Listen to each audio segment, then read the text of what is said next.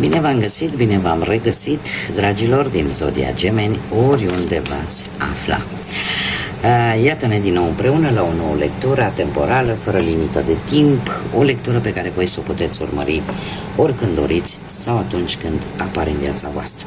Desigur, dragilor, ca de fiecare dată vă readuc aminte că este totuși o lectură generală. Voi, în urma deciziilor și alegerilor voastre, vă construiți propriul viitor, așa că vă rog din suflet să luați decât acele mesaje care rezonează cu voi, iar restul lăsați-le să zboare în univers, pentru că sigur sunt pentru alte energii care într-o mai mică sau mai mare măsură au o legătură cu Zodia Gemeni.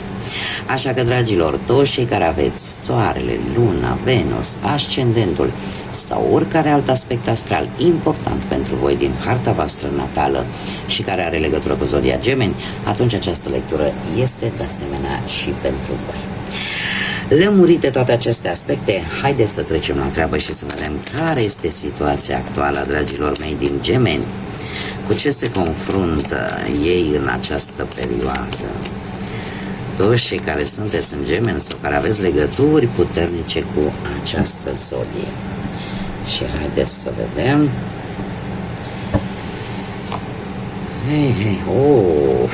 Of.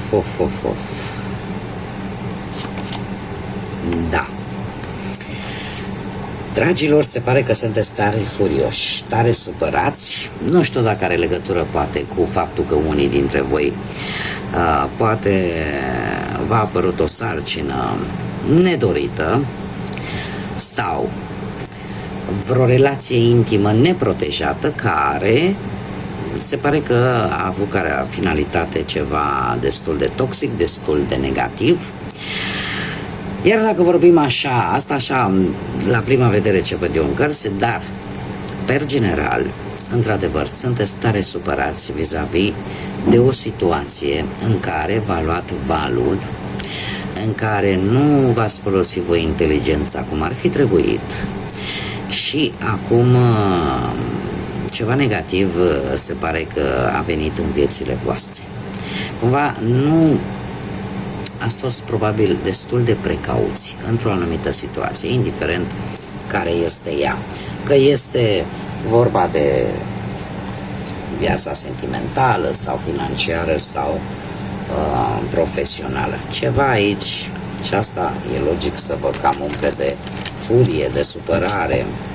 Haideți să vedem ce ne spune tarotul, ce vine pentru dragii mei din Gemeni în următoarea perioadă de când voi urmăriți această lectură.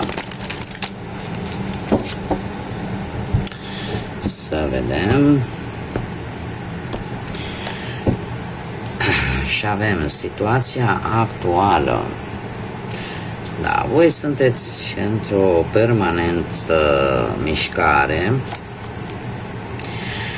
și cum bineînțeles avem, dați așa să le dau un pic mai, să-mi fac loc.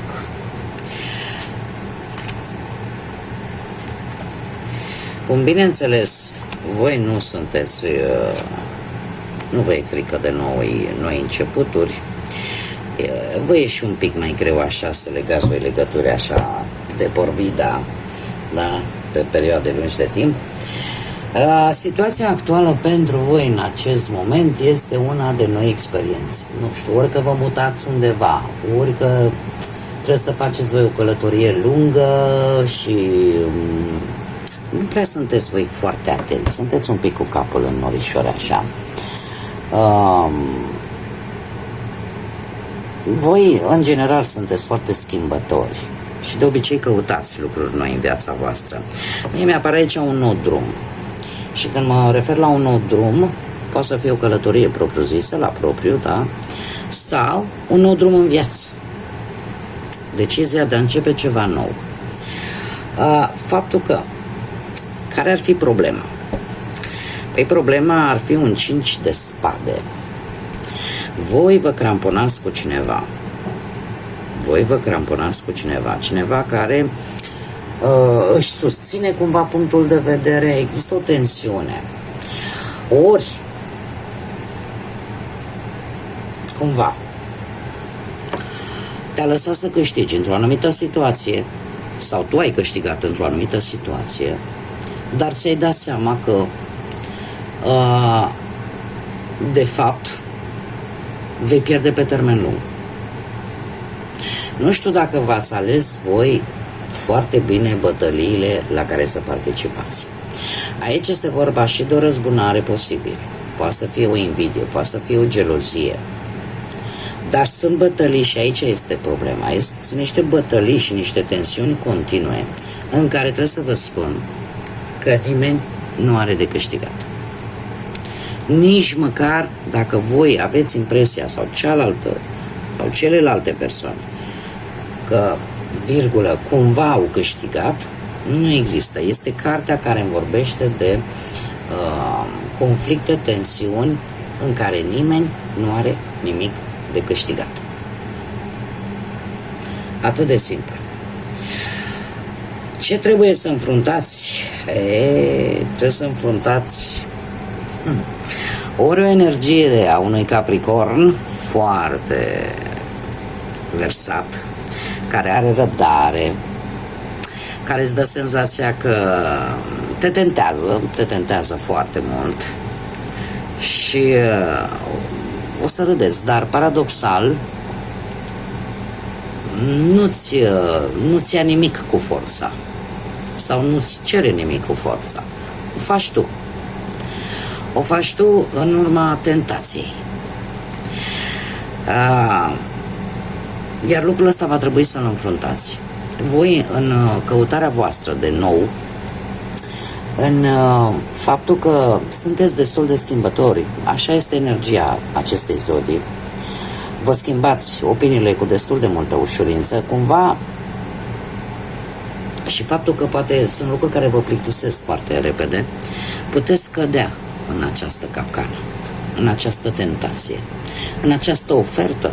Da? Aici trebuie să adaptați în funcție de ce situație vă interesează pe voi, că e pe plan financiar, profesional sau sentimental. Da? Aici voi adaptați.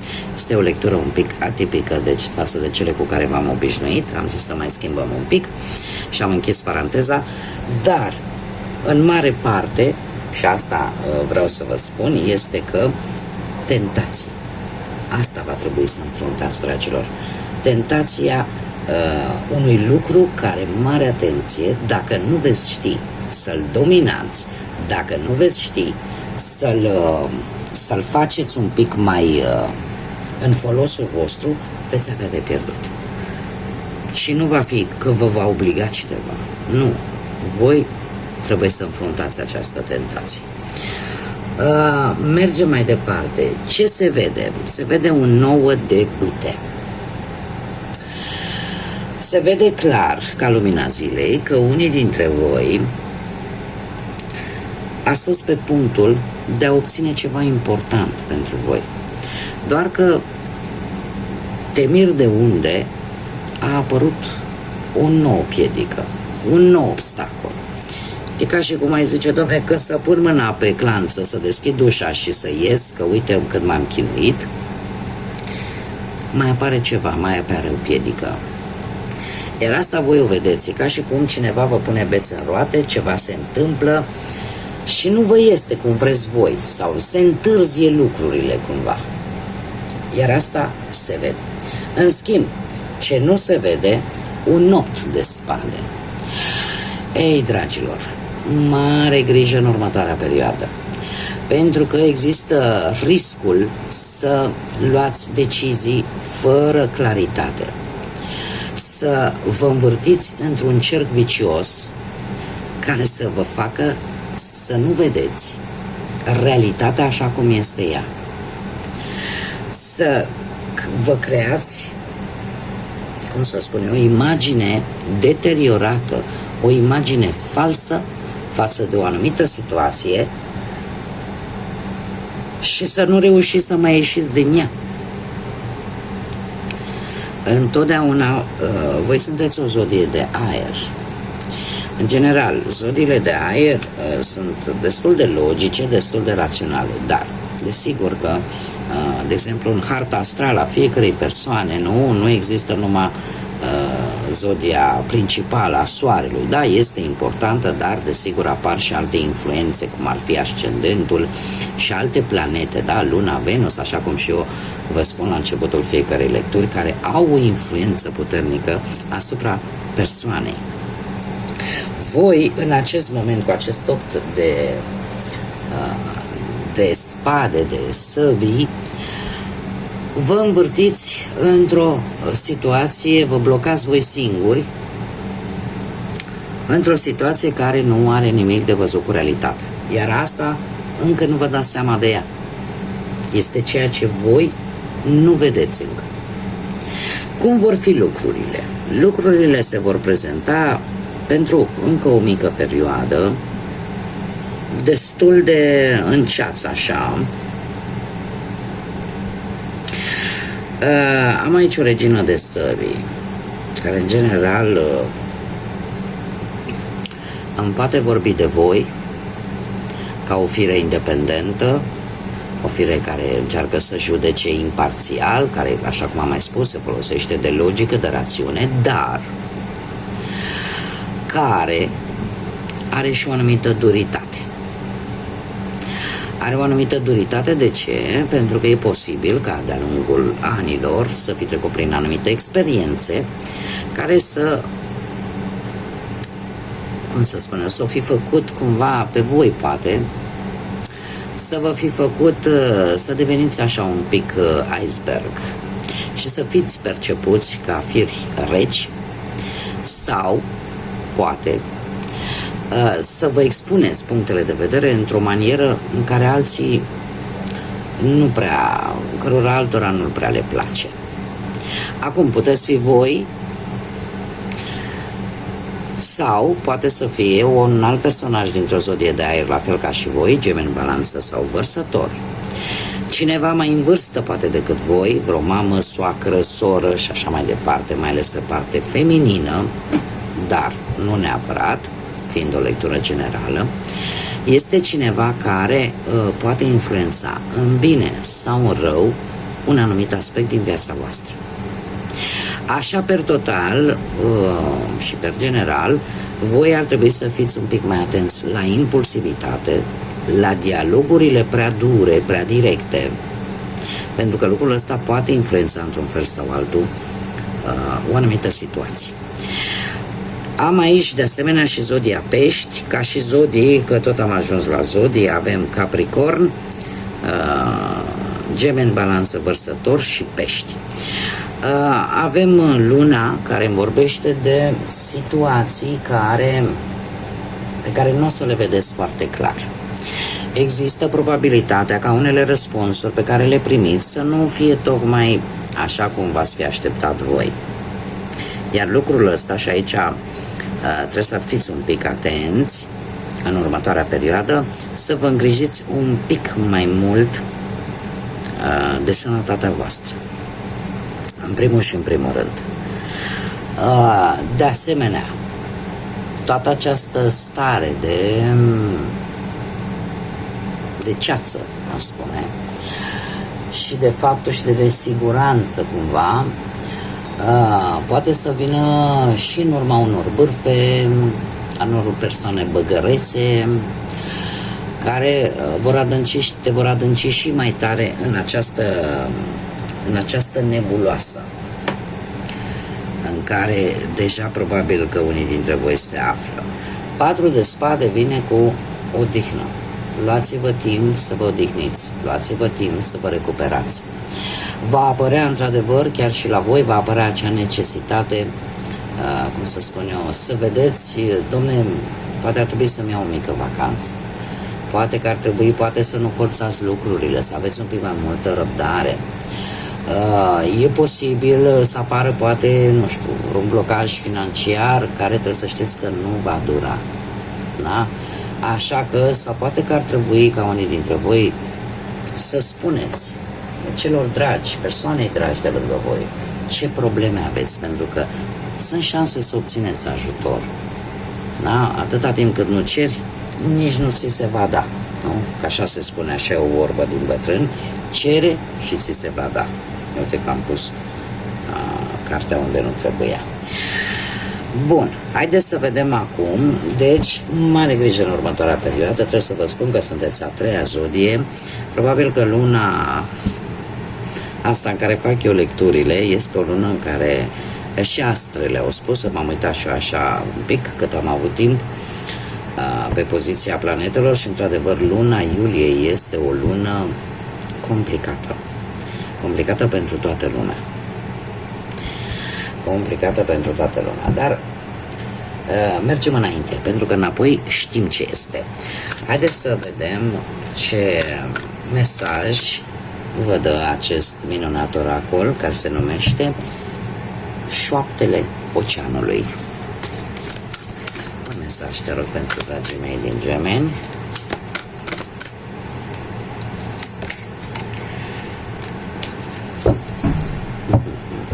Minuni neexplicate sau inexplicabile.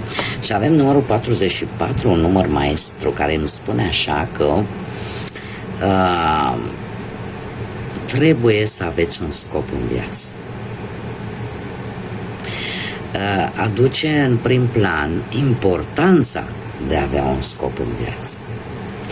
Probabil că unii dintre voi, prin natura energiei zodiei, care, mai ales pentru cei care aveți soarele sau ascendentul în Gemeni, influența acestei zodii este una din cele mai inteligente zodii din horoscop, din zodiac.